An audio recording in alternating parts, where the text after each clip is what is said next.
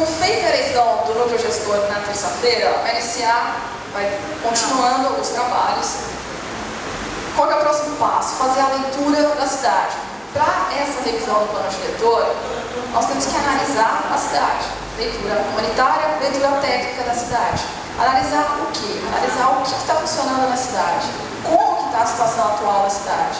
Assim como o médico analisa o paciente para dizer se ele está bom, se ele está ruim, se ele precisa de remédio, se ele não precisa, nós temos que analisar a cidade para ver qual é o seu contexto atual, qual é o seu contexto social, econômico, cultural, ecológico, de preservação do meio ambiente, enfim, em todos os aspectos da cidade, habitação, urbanismo, como está a cidade. Para nós dizermos se ela está ruim, vamos apontar agora nessa análise o porquê que ela está ruim. O que ela precisa? O que precisa ser corrigido? Se ela está boa, por que ela está boa? Então é o momento de fazer a análise, identificar os problemas, identificar o que precisa ser corrigido, o que precisa ser sanado, o que precisa ser mantido, o que precisa ser aperfeiçoado. Dentro desse trabalho de leitura da cidade, como eu falei, a prefeitura vai trazer os seus técnicos, o seu material técnico, as informações, as pesquisas que já foram feitas, e a sociedade, através de universidades, escolas, entidades, ONGs, movimentos sociais, trazem também os seus técnicos, os seus estudos, as suas pesquisas que já foram feitas. E com isso se faz a análise da cidade. E nós temos fontes também para buscar isso. O que já existe de material, nós aproveitamos. O que não existe, nós vamos criando com a análise da cidade. Essa análise também vai resultar de materiais, de mapas, de índices, de conclusões de como está a cidade. E dentro dessas fontes, tem aqui algumas, por exemplo, IBGE, IBAMA, Embrapa, Ministério do Exército, Ministério do Meio Ambiente, IBAMA, enfim, tem várias fontes para se buscar isso, que a sociedade civil, por meio desses representantes do grupo gestor, vai ter que se aproveitar também desse material que já existe. Pode continuar. E aí tem mapas também, mapas que o município, porventura, já tenha, que é possível que já tenha bastante por meio das suas secretarias. Então, o que o município já tenha de estudos, nós aproveitamos. O que não tem, vamos buscar. E aí, tem alguns exemplos aqui, Então, mapear nessa análise, nessa leitura da cidade, mapear riscos para a ocupação urbana. Mapear áreas para a preservação cultural, mapear a estrutura fundiária, mapear a evolução histórica da cidade e do território, mapear a inserção regional do município, mapear indicadores de mobilidade e circulação, mapas de caracterização e distribuição da população e seus movimentos. Olha aqui a importância desse item, por exemplo, população, bairro e densidade. Será que o município tem isso? Muitas vezes a gente pede informação para o município, ele diz que não tem, ou dá uma informação deficitária, um resultado carente. Às vezes ele nem tem isso ainda. Então, olha a importância. População, faixa etária, escolaridade, população com condições de emprego e de renda familiar, crescimento e evasão de população. Todos esses números, todos esses índices, eles vão ser considerados nessa leitura. Porque não tem como nós, como eu disse, se você vai dizer se a cidade está boa ou está ruim, você tem que ter um embasamento, tem que ter um fundamento. Esses índices, esse mapeamento é que vai nos dizer, nos dar a real situação do município, para que aí sim nós possamos estabelecer metas para o desenvolvimento da cidade. Outros mapas, mapas de uso do solo, mapear mapa da ocupação atual do território, mapas da infraestrutura urbana, mapas da atividade econômica do município. Enfim, mapas de tudo que for necessário para nós podermos apontar a situação real da cidade. Dentro desse material que vai ser utilizado para a leitura da cidade, tem também a legislação. A legislação que já existe no município, a legislação estadual, a legislação federal, que tem a correspondência com os assuntos específicos do município e que vão ser tratados nessa leitura, nessa revisão do plano diretor. Estudos existentes, como eu falei, do município, da sociedade civil, tudo isso vai ser muito bem-vindo. Então, quem aqui, como eu disse, cada um de nós é um multiplicador. Quem aqui puder buscar já esses estudos, esses estudiosos, esses acadêmicos, cientistas, enfim, tudo vai ser bem-vindo para nós termos uma análise criteriosa e com qualidade da revisão do plano diretor.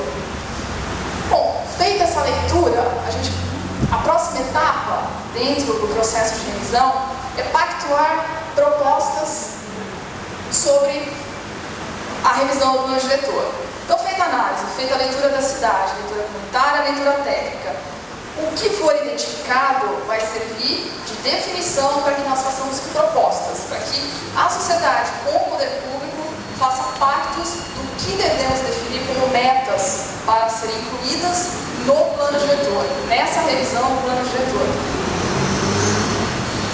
Nesse momento, para estimular a reflexão, uma pergunta boa é: que desenvolvimento queremos para a cidade e como fazer para atingi-lo? Então, o que a gente quer da cidade? A gente costuma criticar bastante, porque, lógico, tem muita coisa para ser corrigida, para ser feita, mas se a gente corrigiu, se a gente apontou críticas, é o momento de dizer, então o que a gente se indagar para a gente mesmo, o que a gente quer, então, melhorar? O que a gente entende que precisa ser melhorado?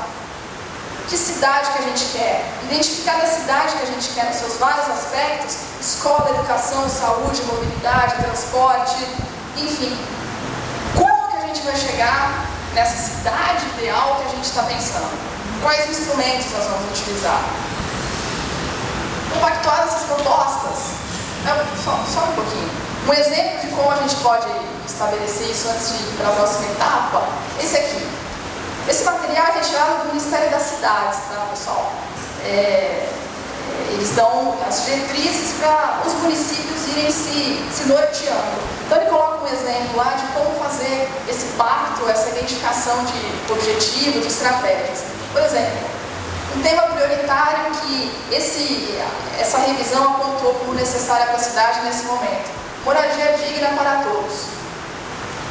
Então, identificado esse tema como uma prioridade, como que a gente vai chegar nele? O objetivo qual é? É ampliar a oferta de moradia, de novas moradias. Se a gente pensar que o número de casas desocupadas no Brasil é correspondente ao número de pessoas que não têm moradia, 6 milhões aproximadamente de casas desocupadas no Brasil servem para especulação imobiliária, não para proporcionar moradia digna para pessoas. Olha a inversão de lógica, olha a inversão de valores. Tem gente morando na rua enquanto tem casa desocupada.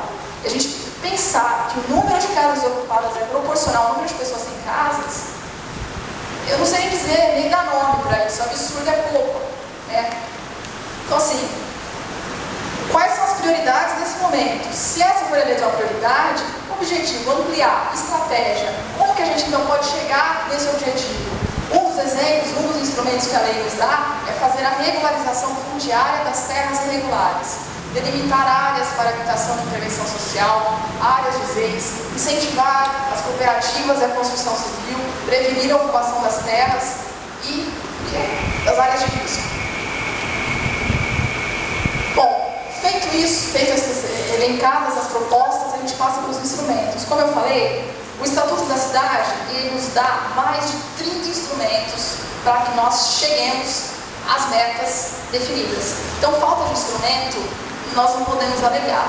E ainda que os instrumentos possam parecer precários, a gente ainda pode criar. Esse é o momento de criar. Esse é o momento de definir o que é para ser colocado como o ideal da cidade. Essa é a oportunidade. A oportunidade de nós, então, identificarmos como chegar ao que a gente diz que é bom, ao que a gente entende que é bom, que é certo para a cidade nesse momento. Então, instrumentos a legislação nos dá.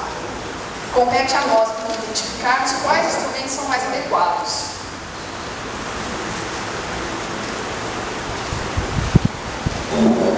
Bom, depois que a gente identificar, então, as propostas, as metas e os instrumentos para chegar às metas, nós vamos formalizar o pacto de revisão do plano diretor. O núcleo gestor, ele vai estar à frente disso, ele vai estar conduzindo, ele vai estar orientando, ele vai estar recebendo as propostas, recebendo o material, definindo, como a gente falou no início, critérios para elencar prioridades. Então, a gente chegando, colocando a situação, olha, essa é a conclusão. De acordo com a situação atual da cidade, nós entendemos que a conclusão que deve ser feita agora é isso para a cidade. Essas metas, utilizar essas estratégias, esses instrumentos. Nós formalizamos, então, a revisão. Que tempo foi esse? Prazo? O prazo desse grupo fazer esse trabalho? O prazo para concluir? Você lembra? Não, de 8 meses. Prazo até setembro.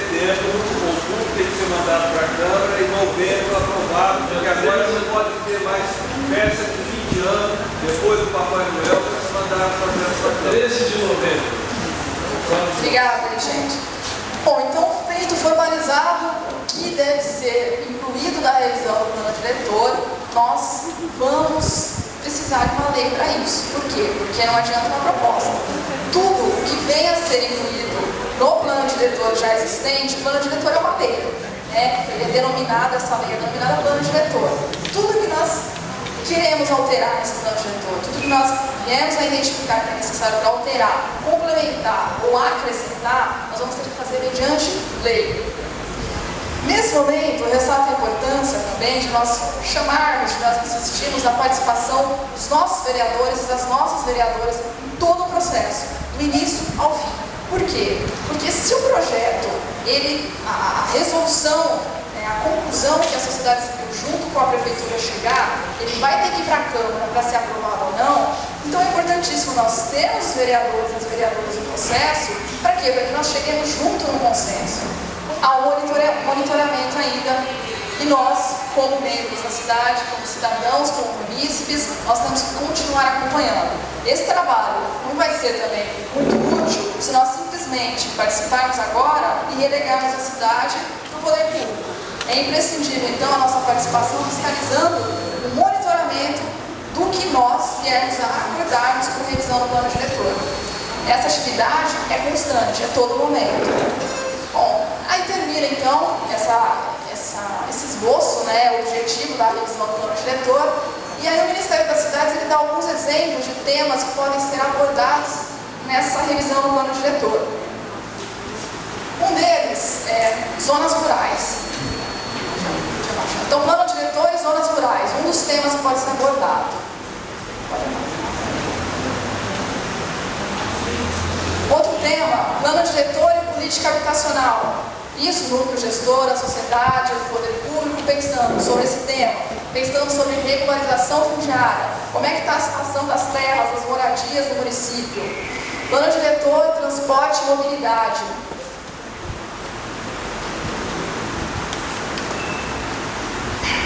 Plano diretor e saneamento ambiental. Saneamento, então, está se falando muito, né? Resíduos sólidos, mas não são os resíduos, é água também, importantíssimo, é o próximo tema a ser abordado. Outro assunto, o manejo das águas pluviais,